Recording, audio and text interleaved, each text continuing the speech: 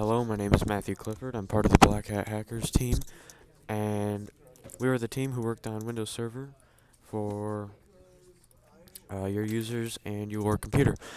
So, only a couple changes were made, not much, but in the forensics, we found a backdoor running on the computer, and all a backdoor is a file, or it's usually a file that has hidden code in it that's running a process in the background of your computer that can be doing uh, really anything that could be a security risk. It could be doing anything that you can think of.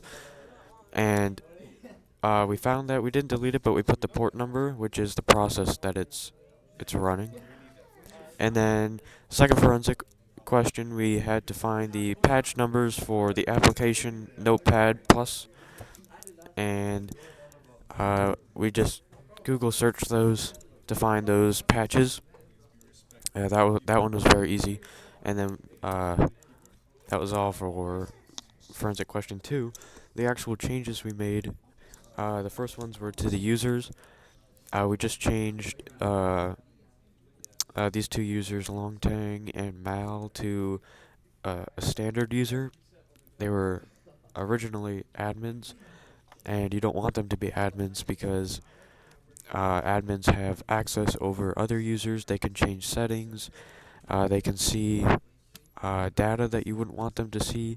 So uh, basically, you only want people who you trust or have authority to have admin access. Anyone else should be a standard user, so they don't have total control over anything else. They can't see any data that you don't want them to see. And these two will stay at standard users. And then we also added a group as requested. We called it the Order of the White Lotus group. We added all of the users that were supposed to be added to that group. So 1, 2, 3, 4, 5 users were added to that group. And the reason you want them to be in this group is it's good for organization. You can find people. Basically, ease of access. Uh, it doesn't change anything with the users.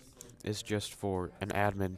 They can see these people are in this group or these people are in this group, and they can control that entire group.